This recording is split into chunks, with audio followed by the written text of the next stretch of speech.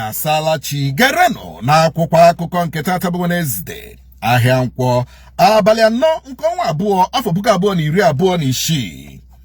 Ọrịa kwashiọkọ adịwanyekwuole njọ na steeti Kebbi dịka ọtụtụ ụmụaka na agụrụ na-ekwe n'aka bụ akụkọ anyị hụrụ n'akwụkwọ akụkọ Daily Post. N'otu akwụkwọ akụkọ Daily Post ka anyị hụrụ akụkọ sịrị 2027 Yilwada agọrọla okwu n'aka ya na onweghị mgbe ọbụla Tinubu na-achọ iji ya mere osote onye isi ala.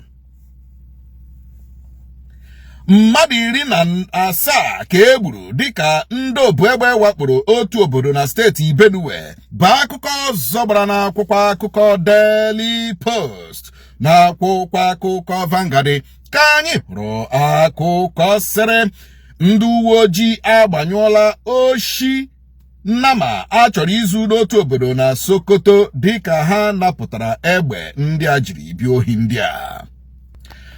Esemokwu Fubara na Wike.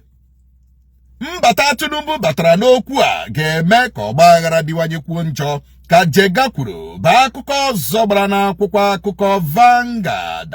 N'otu akwụkwọ akụkọ Vanguard ka anyị hụrụ akụkọ sịrị Wike abụghị nsogbu anyị na APC ka Yilwada kwuru. Ogbugba na-egbu ndị ụka na Nigeria. Ụlọ nzukọ omeiwu mba Amerịka enweela nzukọ ma nụ kpọmkwem ihe gbasara nnwere onwe ndị ụka Kraịst na Nigeria bụ akụkọ ọzọ gbara n'akwụkwọ akụkọ Punch. N'otu akwụkwọ akụkọ Punch ka anyị hụrụ akụkọ sịrị otu NRC ebola ọchịchị steeti Ọyọ ebubo maka imebi Federal Rail Assets bụ akụkọ ọzọ gbara n'akwụkwọ akụkọ ahụ. Mgbawa ogbunigwe gbawara n'ụlọ ụka anyị. Onye ozi Chineke bụ onye nwe ụlọ ụka ahụ ekwuole na okwu ahụ ndị uwe ojii kwuru na-enweghị ogbunigwe ahụrụ n'ụlọ ụka ahụ bụ okpokpo ashị bụ akụkọ ọzọ gbara n'akwụkwọ akụkọ Punch. Ọ dị mma, amaghị m ihe mere ndị uwe ojii ga-eji apụta na-ekwu na enweghị bọmbụ. Wile enwere bọmbụ. Olee ihe ndị uwe ojii ga-eji pụtasị na enweghị bọmbụ na dis chọọchị na Aba while the pastor of the church ekwuole na ahụrụ bọmbụ. Na ahụrụ bọmbụ n'ime chọọchị mana polisi pụtasị enwe ihe. Amaghị m ihe mere. Ịhụ na the problem I nwere with these securities, these security agents enwe na Nigeria wash the way they lie. The way they will tell you they are lying to protect the integrity of their agency. Or to protect security or whatever. Lying does not cut it. Lying does not cut, because you are lying to somebody that knows the truth. Echidagi share with evidence. Echidagi share with evidence. Why this person knows the truth? Yeah, we passed away the church. I heard nobody when him police gave, but I shouldn't want to hear the Obunigwe. Okwa Obunigwe Bawun. Aha nwa hụrụ Ogbunigwe na chọọchị kpọwazi unu bịa lekwedo even ndị amị ka ebu ụzọ kpọ ndị amị n'oso na chọọchị ndị amị bịazi bịa bupụ dị Ogbunigwe before police abịa chụwa na-enwe ihe dịka Ogbunigwe. Probably ndị amị bupụrụ police abịazi ahụ Ogbunigwe kama police ga-achụkwa na amị nwere bọmbụ na bupụrụ agwa na onwe ha Ogbunigwe. It's a problem. Amị bido ashị nke ha nga aga itie mkpu, police bido ke ha nga aga isi ebewu. You know, it's a terrible situation we have found ourselves in this country called Nigeria. Adema Yilwada ekwuole onye isi otu party APC ekwuole na Wike ahụ problem ha na APC.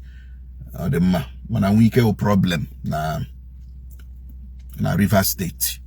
Wike is a problem na Rivers State.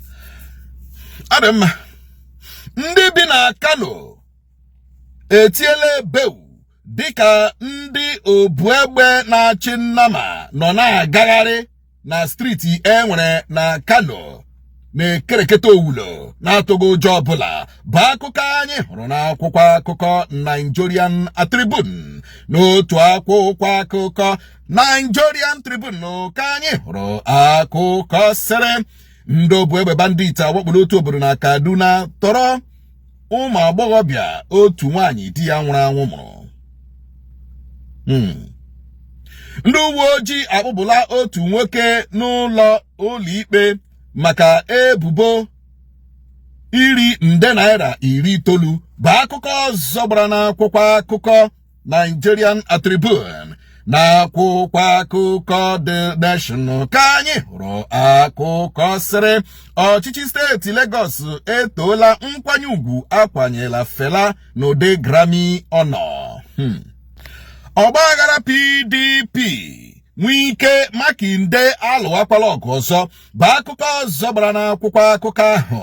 N'akwụkwọ akụkọ Dusudee ka anyị hụrụ akụkọ sịrị Boko Haram ibu egbe na Nigeria. Mba Amerịka ezipụla ndị agha Amerịka ka ha wụcha na Nigeria bụ akụkọ ọzọ gbara n'akwụkwọ akụkọ ahụ. So American soldiers are in Nigeria now. This is wonderful. This is very, very wonderful. I would say, hey, hot water bomb. Now they have sent in their foot soldiers. All foot soldiers was in the Gabazi clear on, you know, all Hagabas in almost strongholds of Boko Haram, ISWAP, Lakaru and Umunye. Hagabazeba who clear on. Wonderful.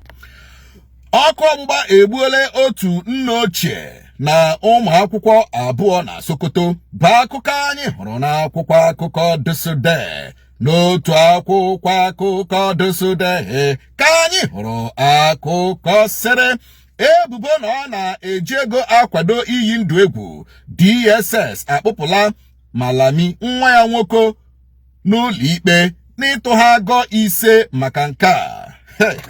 Ọ dị egwu. Yesterday ka DSS kpọpụrụ Malami n'ụlọ ikpe. Ana m ekwu mgbe ọbụla na-ekwuchi ike, whatever you sow you shall reap. Everything that goes up must surely come down. Ihe ọbụla lala elu ga-ayọ ala. It's a simple chemistry. It's a simple physics. You know, ihe ọbụla lala elu ga-ayọ. Now Malami is suffering the same thing. Ọkụbara Nnamdi Kanu n'ime.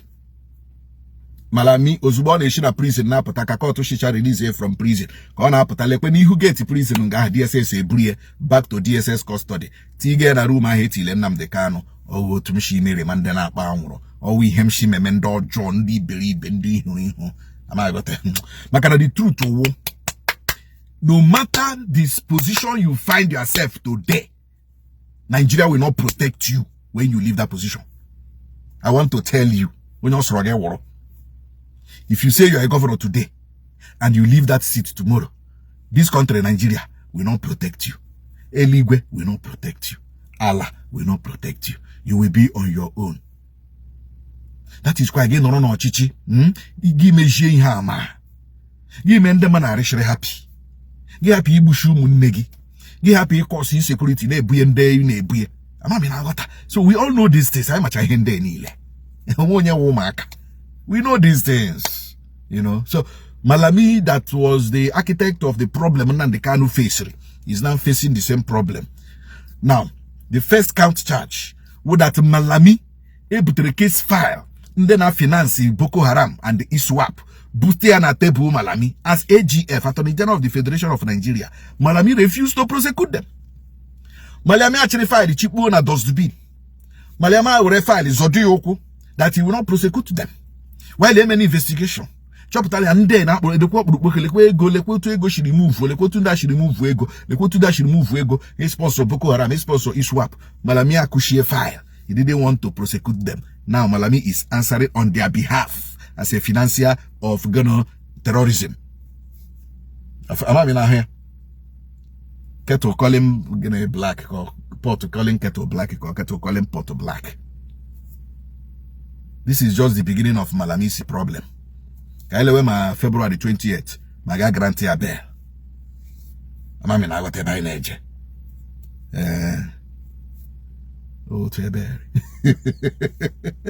Ademma, I can't pick up Babio my Garaga Pump Natural Sober on Sokwa Chebren and on Sonkwa Chiwana TikTok. My official on Sokwa TV na YouTube. Kachim ne fegani ngosh bala men no go but Archibald Process.